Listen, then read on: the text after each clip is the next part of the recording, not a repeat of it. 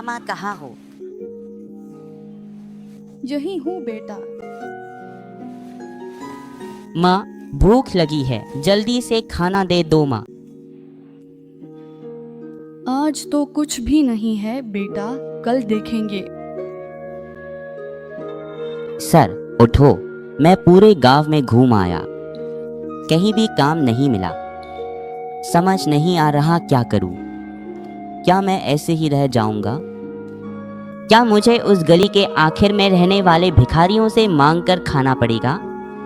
मुझे खुद अपनी जिंदगी से नफरत होने लगी है। बेटा, इंसान बेकार चीजें बना सकता है, लेकिन भगवान ने आज तक कोई बेकार चीज नहीं बनाई है। तुम्हें अभी शायद यह समझ में ना आए, लेकिन भगवान तुम्हारे लिए एक महान कार्य करेंगे। भगवान के विचार तुम्हारे लिए बहुत महान हैं। चिंता मत करो बेटा, भगवान तुम्हें बहुत ऊंचे मुकाम पर पहुंचाएंगे। अपनी कोशिश जारी रखो और आगे बढ़ते रहो। अब देर हो गई है, चलो सो जाते हैं।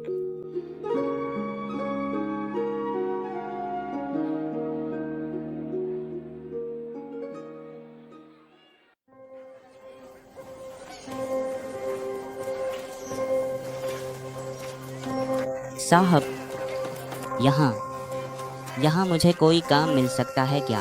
सर, तुम किसके हो? सीमोनू जी का बेटा हूँ सर। क्या तुम वही लड़के हो जो 1 साल पहले सीमा से आया था? हाँ सर।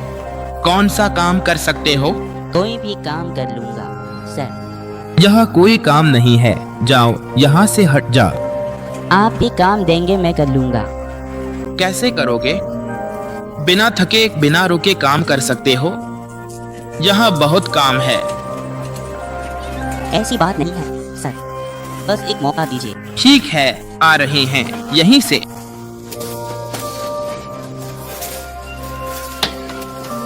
सर, मैं काम की तलाश में हूँ, कृपया पास में ही हूँ, एक बार मौका दीजिए, देख लीजिए। कुछ भी कर लूँगा, बार बार कोशिश करूँगा।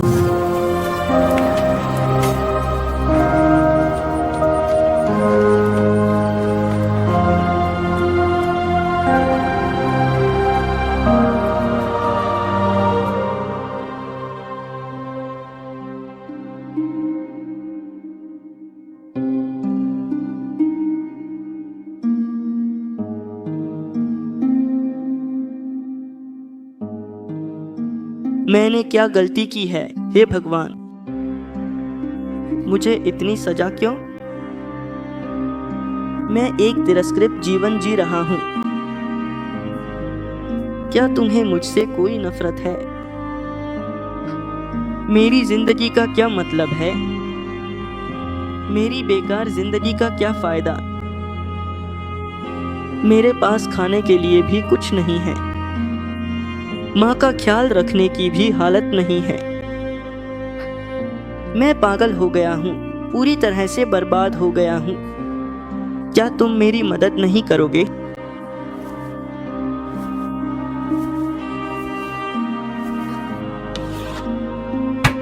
देखो, यह काम करने से कोई फायदा नहीं है, लेकिन अगर थोड़ी हवा मिले तो मैं तुम्हें मवेशियों के पास ले जाकर काम दूंगा। मतलब मुझे गंदगी में काम करना पसंद नहीं है। तो क्या तुम कोई भी काम नहीं कर सकते?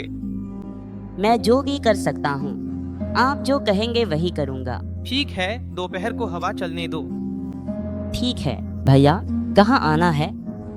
गांव के किनारे बाबू के पास जो पशुशाला है वहां आना।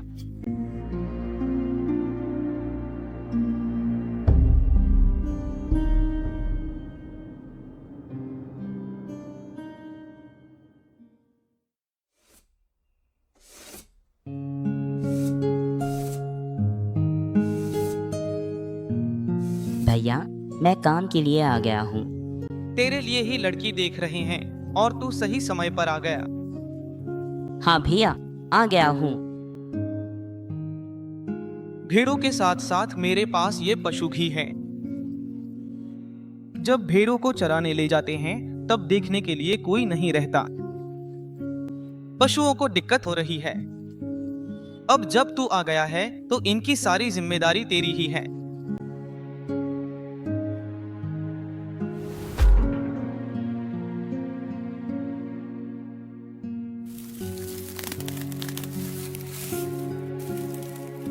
सुबह जल्दी उठकर पूरा आंगन अच्छे से झाड़ू लगाकर साफ करना चाहिए। दूध अच्छी तरह धोकर अरियलो आता है उसे देना है।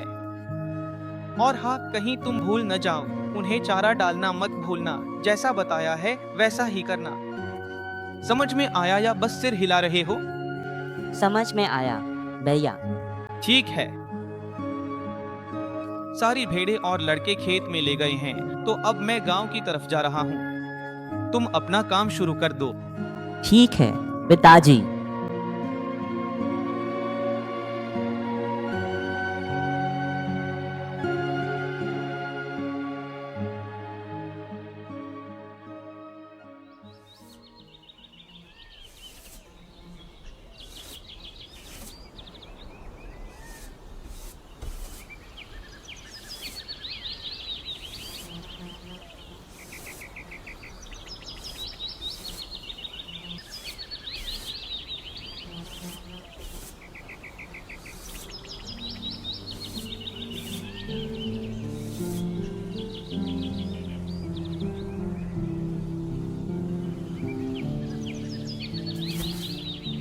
तुम कौन हो?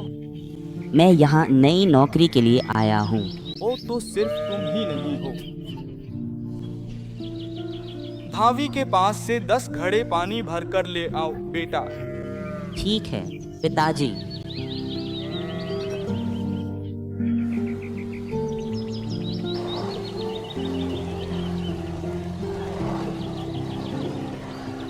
क्या बात है, काम छोड़कर यूं खाली क्यों बैठे हो? नहीं भाई, मैं भेड़ों को पानी पिलाने के लिए आया हूँ। ठीक है, ऐसा ही करो। अरे अगर हर कोई एक एक बार लाएगा तो शाम हो जाएगी। 2-2 घड़े लेकर आओ बेटा। बहुत है तुम्हारे लिए। अगर ऐसा नहीं कर सकते तो ये काम कौन करेगा बताओ?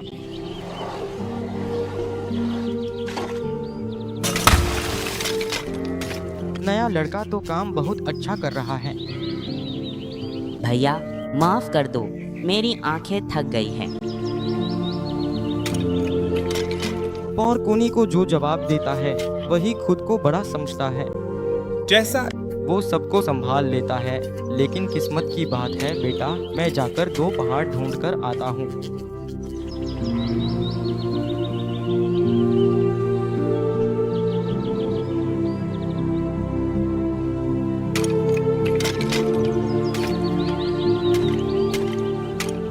क्या हुआ? अरे बाप रे, पहाड़ फट गए। क्या है? पानी लाने को कहा तो उसने बगल में पटक दिया। ठीक है, अब हमें थोड़ा सफर शुरू करना चाहिए। लड़के, सब बच्चों को बता दो। ठीक है, बता दूंगा।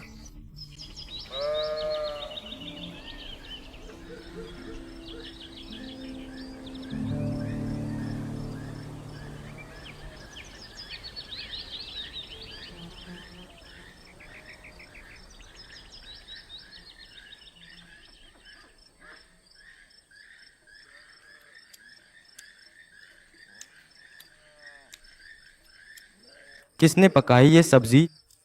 क्या है, ऐसे क्यों बोल रहे हो? मैंने ही पकाई है, मेरी दादी ने सिखाया था। इसलिए तुम्हारे दादा ने और तुम्हारी दादी ने छोड़ दिया।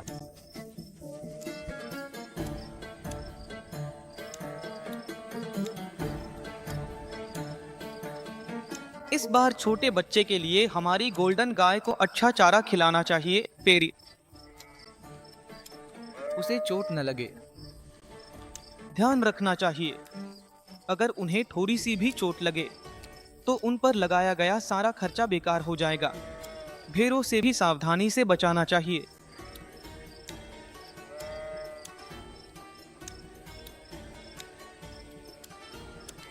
जहाँ हम जा रहे हैं वहाँ भेड़ों के लिए अच्छा रहेगा, लेकिन दोनों गाड़ियाँ भी ठीक रहेंगी। हमें देखना है कि हम उसे चारा न खिलाएं।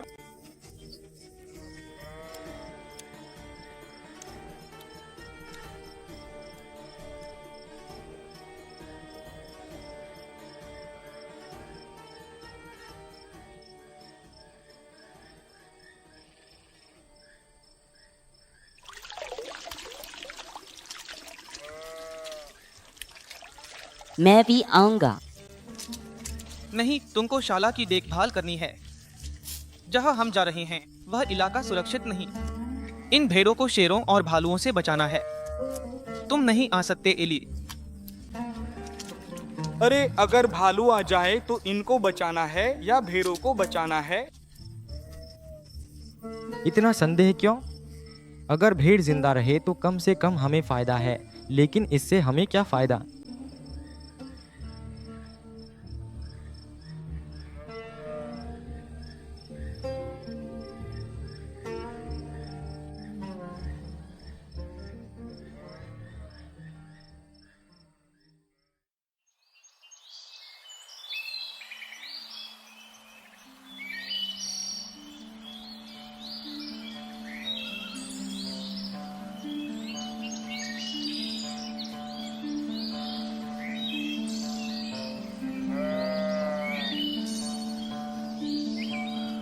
अरे भाई चलो, समय हो गया है, जाना है तो चलो।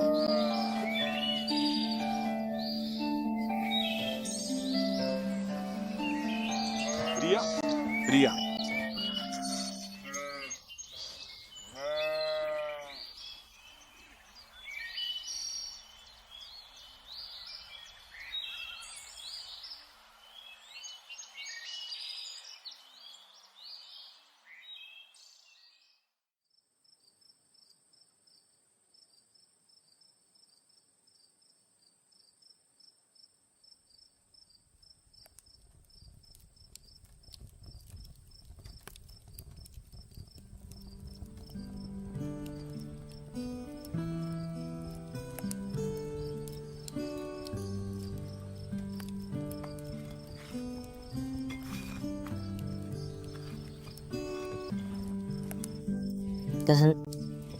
यही हूँ, अंदर आजा।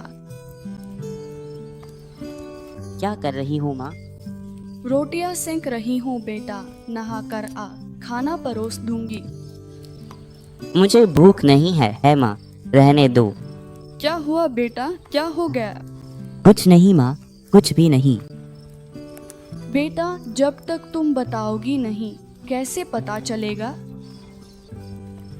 ठीक है, जहाँ गई थी वहाँ का क्या हुआ? माँ, मैंने वहाँ क्या किया? वहाँ के लोग मुझे अजीब से देख रहे हैं। उनकी गलती नहीं है, मुझसे फ़ायदा नहीं हो रहा। दावीद ने मुझे काम दिया था, लेकिन उससे उसे फ़ायदा नहीं हुआ, बस नुकसान हुआ।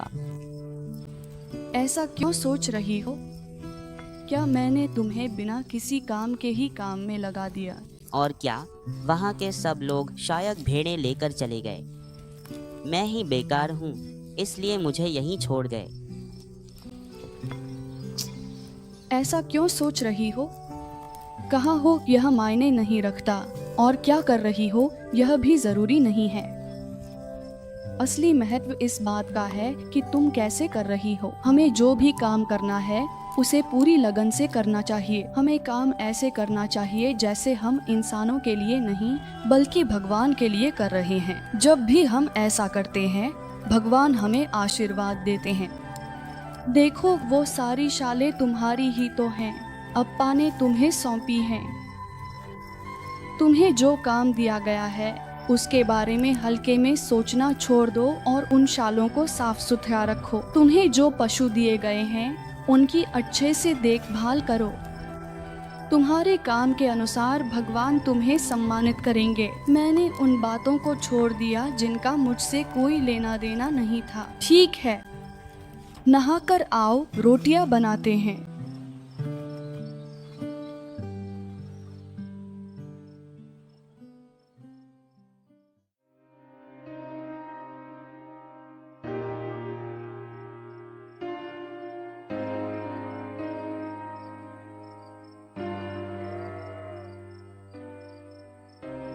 सर,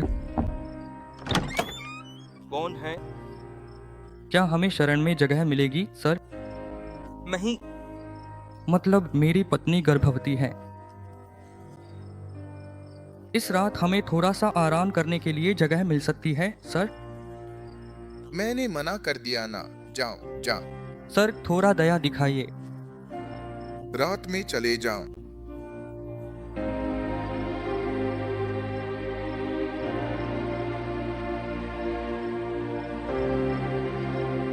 मैं अभी और नहीं चल सकती, मुझसे नहीं होगा। अरे बाप रे, हे मेरे प्रभु, बच्चा आने का समय हो गया है, मुझसे नहीं हो रहा है। मरिया थोड़ा सब्र करो, यहीं पास में एक सराय है। नहीं और नहीं चल सकती, मुझसे नहीं हो रहा है। अम्मा, हे मेरे प्रभु।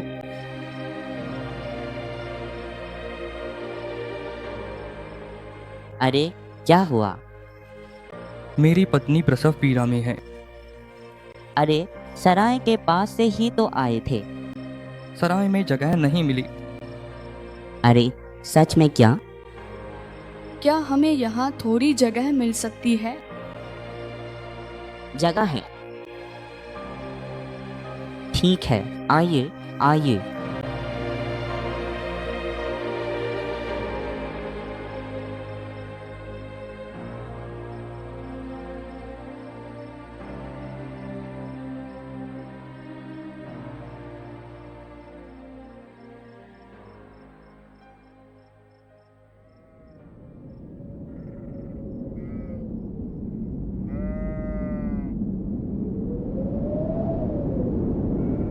बहुत ठंड है यहाँ, हम सब एक साथ हैं।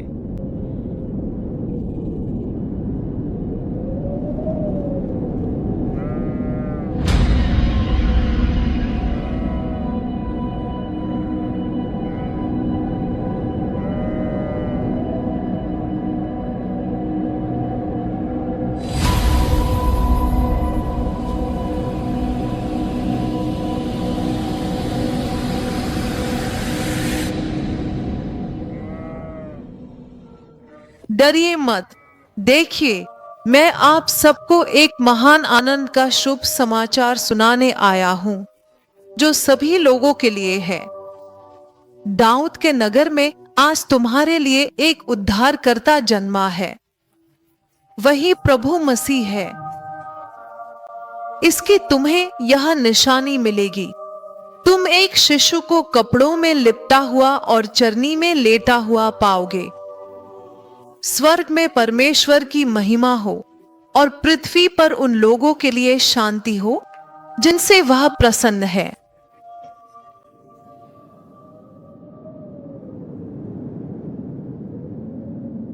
अरे बाप रे, पैरों पर खड़ा भी नहीं हुआ जा रहा है। फिर भी कोई बात नहीं, चलो लाइन में लगकर चलें और अपने प्रभु को देखकर उनकी आराधना करें। चलो सब।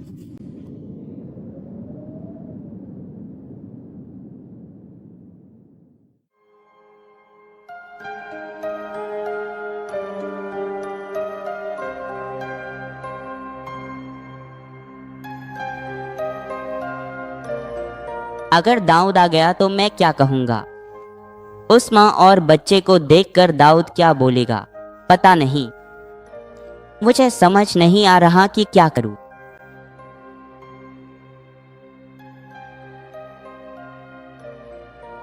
यह क्या है? इतनी रात को आ रहे हो, क्या हुआ? खेत में जब हम भेड़ें चरा रहे थे, आसमान में एक दूत दिखाई दिया और उसने कहा कि हमारे उद्धारकर्ता का जन्म हुआ है, आज रात पैदा हुए हैं। उसने यह भी कहा कि वह बच्चे को कपड़े में लिपटा हुआ और एक चर्मी में लेटा हुआ देखेंगे। गांव के 10% लोग तो बड़े हो गए हैं, मजदूरी के लिए कोई जगह नहीं है। कहा है वे बच्चे जो आज रात पैदा हुए हैं? वो दूत झूठ तो नहीं बोलेगा। अब क्या करें, कहाँ ढूंढें?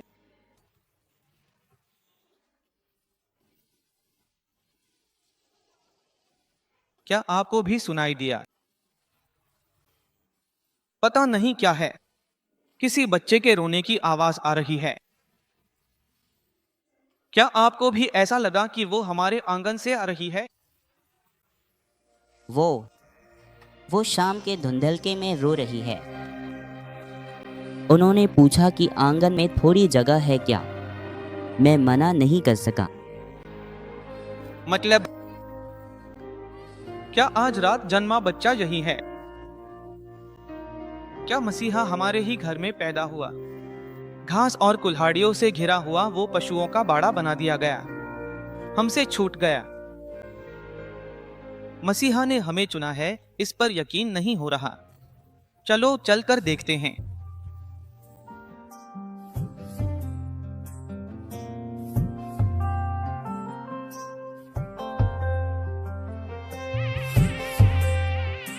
आओ, राजा पैदा हुआ है, हमारा राजा पैदा हुआ है।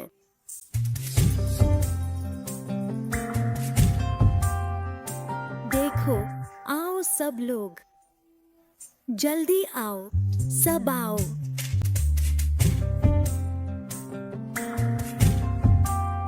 अरे, राजा पैदा हुआ है, महाराजा पैदा हुआ है। देखो, जल्दी आओ, यह उत्सव है, सब आओ। इस दुनिया के लिए रक्षक पैदा हुआ है, हमारे लिए देवताओं का देवता उतर आया है। आसमान और धरती खुशी से झूम उठे हैं। वह तारा चमक उठा है और यह खुशी का जश्न बन गया है।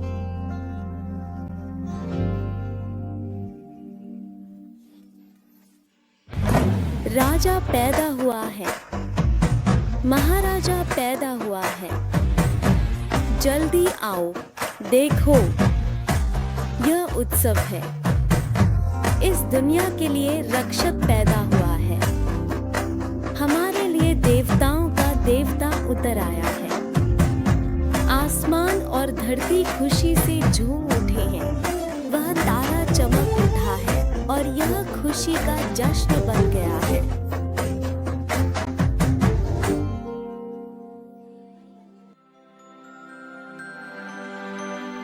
आया, हम रक्षक को देखने आए हैं। जब हम खेत में भेड़ें चरा रहे थे, तभी एक दूत प्रकट हुआ और हमें इस जन्म के शुभ समाचार सुनाए। हमने पूरे गांव में हर जगह खोजा, लेकिन आपने हमारे छोटे पशुओं को चाहा। हमें इससे बहुत खुशी हुई है। जब मेरी पत्नी दर्द में थी, तब यही लड़का हमारी बहुत मदद किया। जब हमारे पास कोई मदद नहीं थी, तब यह हमारे लिए भगवान की तरह साथ रहा। हम इसके लिए आभारी हैं। अरे स्वामी, आप ऐसा मत कहिए। मेरे जैसे किसी काम के न रहने वाले को भी मेरे भगवान ने नहीं भुलाया। मेरी प्रार्थना सुनी और मेरे जीवन को धन्य बना दिया। आपको सेवा करना मेरे लिए बहुत बड़ा सौभाग्य है।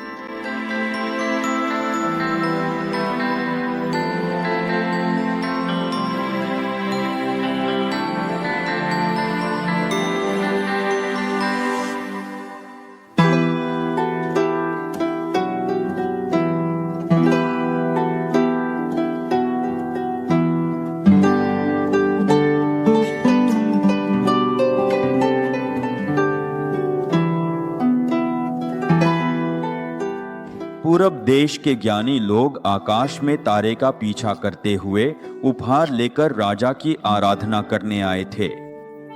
सोना उनके दिव्यत्व का प्रतीक है।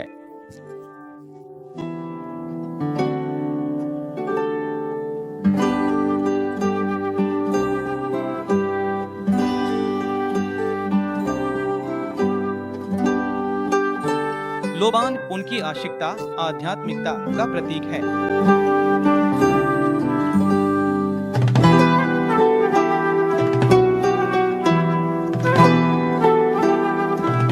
म्यूर गंधरस उनके मृत्यु को स्वीकार करने का प्रतीक है। स्वामी,